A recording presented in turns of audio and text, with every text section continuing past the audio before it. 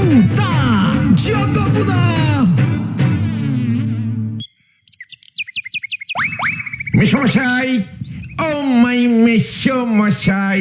কি হে জোরা উজবুক, সকাল সকাল কি মতলবে শুনি? মানে আমি বলছিলাম কি মেশামশাই, শুনুন আপনি 16 নম্বর সাইজের জুতো পরেন। কি হত সারা বেয়াত কাইল্লা 16 নম্বর সাইজের জুতা মস্করা করবার জায়গা পাও না তুমি? 16 নম্বর সাইজের জুতা তুমি তৈরি করবা বুঝি? মানে এই দেখুন খামোখা রেগে গেলেন, গদাই তো বললো আপনার পায়ের সাইজ 16। না না, আমি কইছি 8 নম্বর জুতা তুমি পরো, 16 নম্বর তো কই নাই। ঠিক কই নাই বাবা? আমিও বাকি ভুল বলেছি শুনি। 8 8 যোগ করলে তো 16ই হয়। দু পায়েই তো দুটো 8 নম্বর জুতো আপনি পরেন মেশামশাই, তাহলে টোটাল 8 8 16ই তো হলো। আমি আপনার দু পায়ের মাপ একসাথে যোগ করে বলেছি মেশামশাই শার্টে। আমার চোখের সামনে থেকে সইরা যা কইয়া দিলাম, এইবার কিন্তু আমার হাত পা একসাথে চলবো। আচ্ছা ঠিক আছে ঠিক আছে, আমার পুরো কথাটা যখন শুনবেনই না, শুনতেই চাইলেন না, তাহলে বললাম না, থাক। হ্যাঁ, এক বর্ণ কথা আমি আর শুনতে চাই না। হত ছাড়া 16 নম্বর সাইজের জুতার গল্প কইতে আইছো, 32 নম্বর জুতা এবার আমি হাতে তুলুম, এই আমি কইয়া দিলাম তোমাগো। একই জুতো হাতে কেন?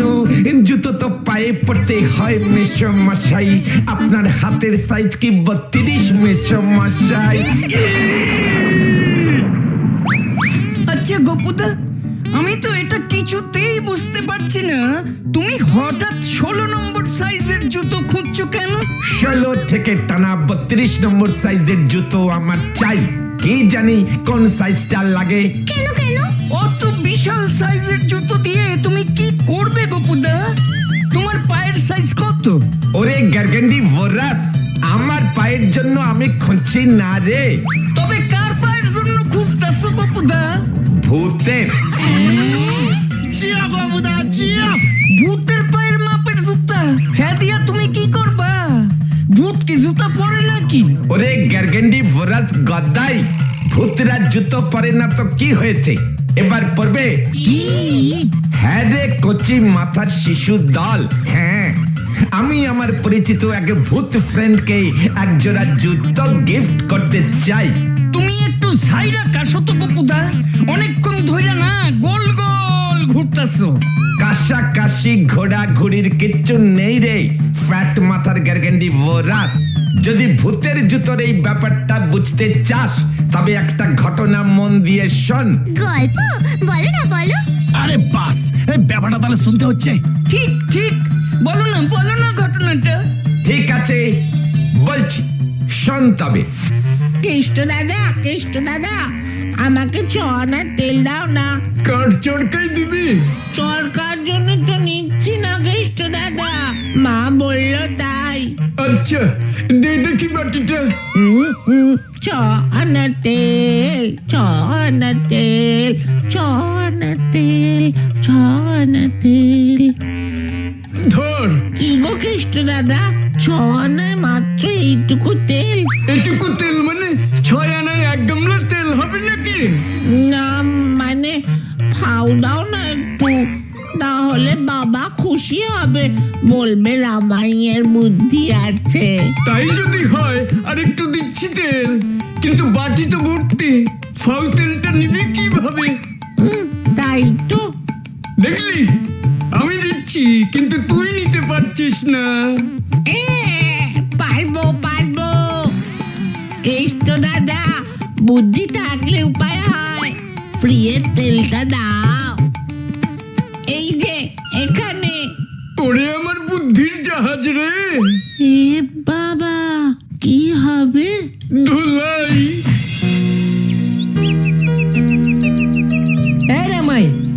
রামাই, সবাই মেলায় যাচ্ছে, তুই যাবি না? এখানে বসে আছিস কেন? আজকে স্কুলে ভূগোল পড়া পারিনি, তার বাবাকে বলে দিয়েছে, তাই বাবা আমাকে মেলায় নিয়ে যায়নি। আমাকে দেখে বাবা মা চলে গেল। আহারে বেচারা, কি করবি বল? শাস্তি যখন পেয়েছিস তুই থাক, আমি যাই।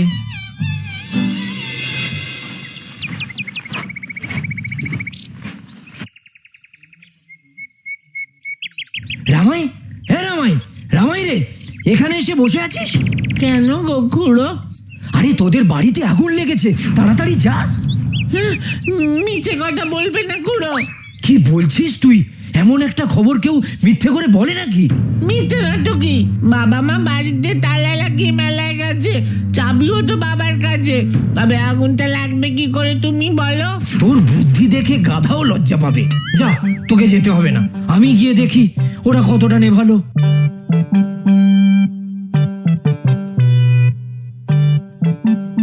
ইস, আমাকে ঠকানো। ওনার কথায় আমি এখান থেকে যাই আর বাবা এসে আমাকে পাবে না, আমাকে মার খাওয়ানোর বন্দি। আমি এতই বোকা নাকি? সেই সকাল থেকে শুধু হাঁটছি আর হাঁটছি, আর পাচ্ছি না। ক্লান্ত লাগছে, খিদেও পেয়েছে খুব। কি যে করি।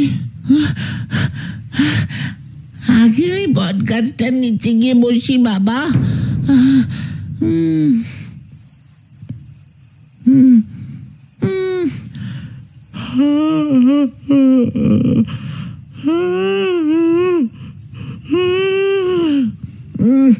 খুব ঘুম পাচ্ছে। আজ আর খাওয়া নেই কপালে, ঘুমিয়ে পড়ি, খিদেটা তবে চলে যাবে।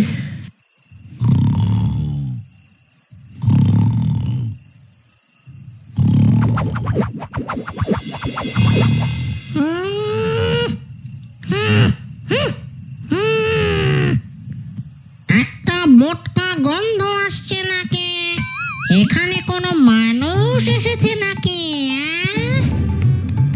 উফ, এই, এই, এটা কি হলো? পায়ে চিমটিকে কাটলো? হ্যাঁ, কে চিমটি কাটলো? উফ, জঙ্গলে এসেও শান্তি নেই দেখছি, ঘুমোতে পারছি না। কেরে কেরে মাথায় টোকা মারে। ও, বট গাছে ঝুড়ি ঝুলছে। এ কি? আমার পা ধরে কে টানে? হ্যাঁ? ঝুড়িগুলো খুব শক্ত তো, আর দেখতেও একটু কেমন যেন অন্যরকম। একবার ঝুড়ি টেনে দেখি তো ছেঁড়া যায় কিনা। ইয়া!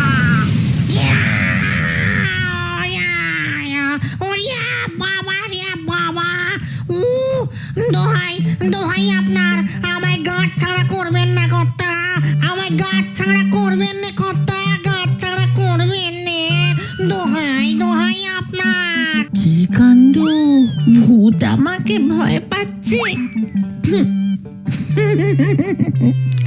এ তো দেখি উল্টো ব্যাপার। এই গাছটা তোমার ঘর? আগে কর্তা, নিজে প্রায় 100 বছর ধরে আছি, আর আমার 200 পুরুষের বাস এখানে।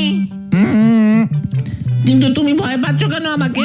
কোন মনীষীকে ভূতের ঠ্যাং ধরে টেনে নামাতে এই প্রথম দেখলাম। ও, আমি তো বটের ঝুড়ি ভেবে ভূতের ট্যাং ধরে টেনেছি। খুব মজা হয়েছে, খুব জব্দ হয়েছে বেটা। সুযোগ যখন পেয়েছি আর একটু মজা করি।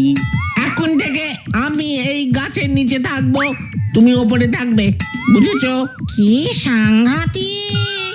ভূত আর মনীষীর একসাথে থাকা অসম্ভব। অন্য ভূতেরা জানতে পারলে আমাকে একেবারে জঙ্গল ছাড়া করবে। এমন করবেন না, এমন করবেন না কর্তা। আরে বাবা, ওসব জেনে আমি কি করব? আমিও যেমন বাড়ি ছাড়া হয়েছি, তুমিও তেমনি জঙ্গল ছাড়া হবে। ও কথা বলবেন না। 200 পুরুষের ভিটে ছেড়ে যাওয়া কি সহজ কথা? তার থেকে আপনার বাড়ি ফিরে যাওয়াই ভালো। আমার বাড়ি তো আগুনে পুড়ে গেছে। তা আপনি যদি বাড়ি ফিরতে রাজি হন, আমি আপনার বাড়ি তৈরি করে দেব। সত্যি বলছো? আমাদের একটা দোতলা বাড়ি বানিয়ে দিতে পারবে তুমি? হ্যাঁ হ্যাঁ, খুব পারবো কর্তা। কিভাবে পারবে শুনি? এই যে এটা নিন, এই জাদু লাঠিটা ঘুরিয়ে আপনার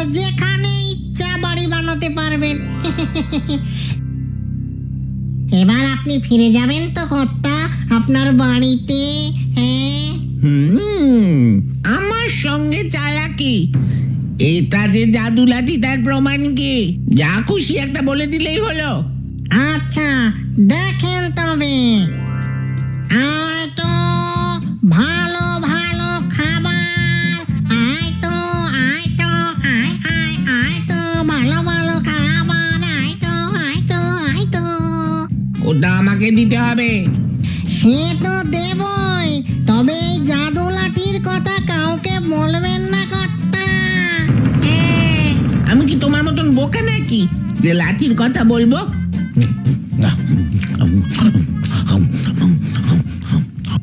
তুস, এরকম শুয়ে বসে আর কতদিন থাকা যায়? কোনো কাজ নেই, কিচ্ছু নেই, স্কুলেও যেতে হয় না, বন্ধুরা পেছনে লাগে না, এমনকি মা বাবাও আর বকে মারে না। একটু হাওয়া বদল করতে পারলে ভালো হতো।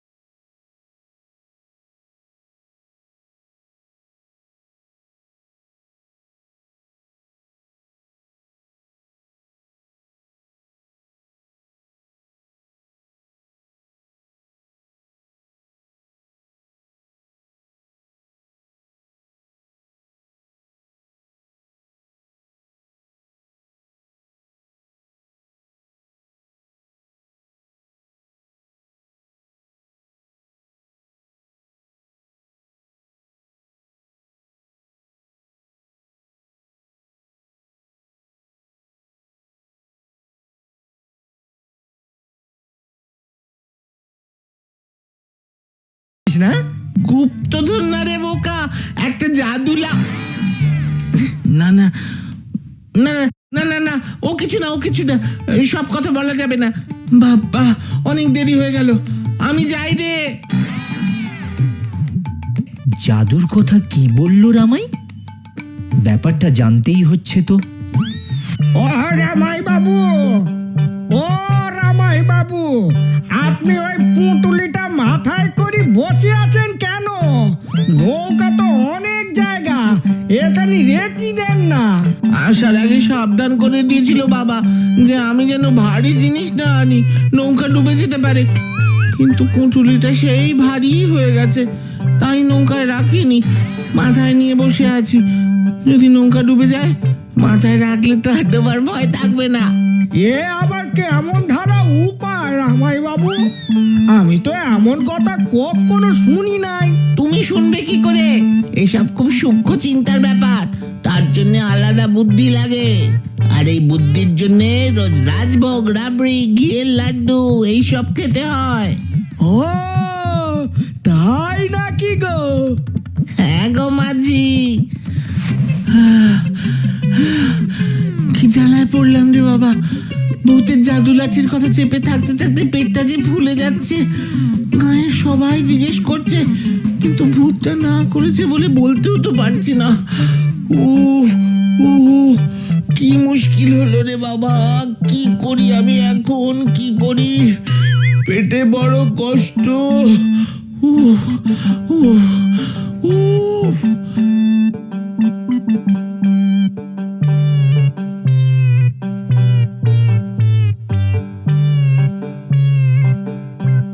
বাবা বাবা, একবার চেয়ে দেখো, আমার পেটটা কেমন ফুলে যাচ্ছে। কি কি রে? দেখি দেখি দেখি। হ্যাঁ, এই, কি কি কি সাংঘাতিক! পেটটা এত ফুলেছে কেন? আরো খা রাবড়ি, সন্দেশ। আমি কত বারণ করেছি, তখন শুনিসনি। এখন রাবড়ি সন্দেশের জন্য পেট ফোলেনি গো বাবা। তবে তবে কি জন্য পেট ফুলেছে? আসলে সবাই আমাকে ওই জাদু লাঠির কথা জিজ্ঞেস করছে, কিন্তু আমি তো কিছু বলতে পারছি না, সেই জন্যে। খবরদার বলছি রামাই, একদম বলবি না, তবে লাঠির গুণ কিন্তু চলে যাবে। কিন্তু আমার পেটটা তো ফেটে যাবে, আমি তো মরেই যাব। হ্যাঁ, ও তাই তো, তাই তো।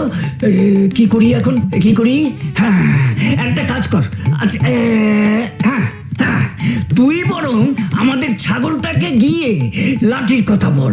ছাগল তো আর কিছু বুঝবে না, তাছাড়া ভূতটা তো মানুষকে ওর লাঠির কথা বলতে বারণ করেছে। এতে ভূতের কথাও থাকবে, আবার তোরও বলা হয়ে যাবে। বাবা, বাবা, তোমার কি বুদ্ধি গো! আমি এক্ষুনি গিয়ে ছাগলকে বলছি। যা বাবা, যা যা, কিন্তু সাবধান, আর কেউ যেন না শোনে। না না না, কেউ শুনবে না, কেউ শুনবে না, তুমি চিন্তা করো না।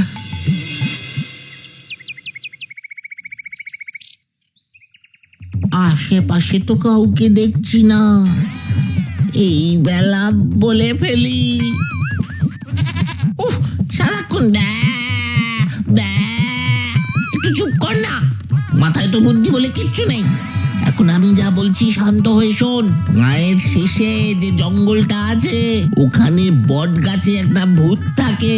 আমি বটের ঝুড়ি ভেবে ভূতের পাটা টানতে ভূতটা ভয় পেয়ে গেল, তখন আমাকে জাদু লাঠি দিল, আর ওই লাঠি ঘুরিয়েই তো আমাদের এত টাকা পয়সা হয়েছে।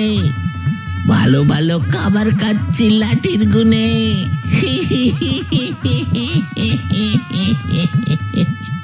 রামাই রে, তুই এত কাণ্ড করেছিস, এতদিন তককে তককে ছিলাম।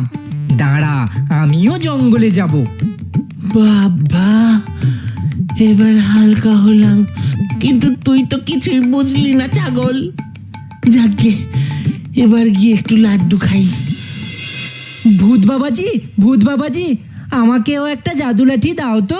আমি আর কোত্থেকে দেব? আমার কাছে তো একটাই লাঠি ছিল, সেটা তো তোমাদের গ্রামের ওই রামাইকেই দিয়ে দিয়েছি। কি? আমি কিছু শুনবো না, আমাকে লাঠি দিতেই হবে, নইলে আমি বসেই থাকবো এখানে। বসে থাকবে? এ তো মহা মুশকিলে পড়লাম দেখছি। শেষকালে সত্যি ঘর ছাড়া হতে হবে নাকি?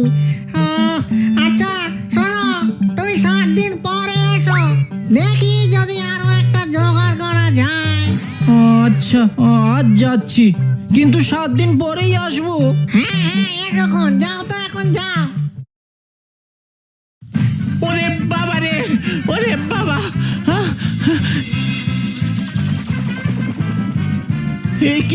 এ কি তুমি তুমি এখানে কি জন্য এসেছো? এই যে এই বাড়িতেই থাকতে এসেছি আপনার জন্য, এই শুধুমাত্র আপনার জন্য আজ আমি ঘর ছাড়া। আমার 200 পুরুষের গাছ, ওটা ছেড়ে আমি ঘুরে মরছি। কিন্তু কেন? আপনাকে আমি কত করে বলেছিলাম ওই লাঠির কথা কাউকে বলবেন না, বলবেন না, কিন্তু আপনি গ্রামের সবাইকে বলে বেরিয়েছেন। এখন সবাই জঙ্গলে গিয়ে আমার পা টানছে। ও মাগো মাগো মাগো মা মা। না না, এখানে থাকা চলবে না, এক্ষুনি চলে যাও, নয়তো আমি বাবাকে ডাকবো। কি? এত বড় কথা আমাকে বাবা দেখানো? হ্যাঁ, তবে মজা দেখুন। হতচ্ছাড়া, উল্লুক! আমি সারা রাত পুরো গ্রাম খুঁজে মরছি, আর উনি জঙ্গলে নাক ডেকে ঘুমোচ্ছেন। জিও গোপুদা, জিও, তুমি সেরা, তুমি কি জিনিস গুরু! সত্যি নিজের জন্য নিজেরই আমার বড় গর্ব হয় রে। কিন্তু এই গল্পে ভূতের পায়ের জুতা কি কামে লাগবো এইটা তো বুঝলাম না। দেখেছিস গদাইটা দিনকে দিন কেমন ডাইনোসরের যুগের গার্গেন্ডিভরাস হয়ে উঠছে। কি যে বলো না তুমি গপুদা, এটা আবার সম্ভব নাকি? উফ, চুপ কর না গদাই, কেসটা একটু খুলে বলো না গপুদা। ওরে ঘিলুতে গোবর পোড়া গার্গেন্ডিভরাসের দল, ওই বোকা রামাইটা ভূতটাকে খচিয়ে দিল। ভূতটা এখন আর ঠ্যাং ঝুলিয়ে বসে না যে ওটার পা ধরে টানবো। তাই বুদ্ধি করে ভাবলুম ভূতটাকে নতুন জুতোর লোভ দেখাবো। অমনি ভূতটা জুতো পরবার লোভে ঠ্যাং ঝোলাবে, অমনি ওর ঠ্যাংটা ধরে মারবো টান, দেখবি ভয় খেয়ে আবারও কেমন জাদু লাঠি, হাঁড়ি, ছাগল বা ওই জাতীয় কিছু একটা দিয়ে দেবে। তখন আমাদের আর পায় কে?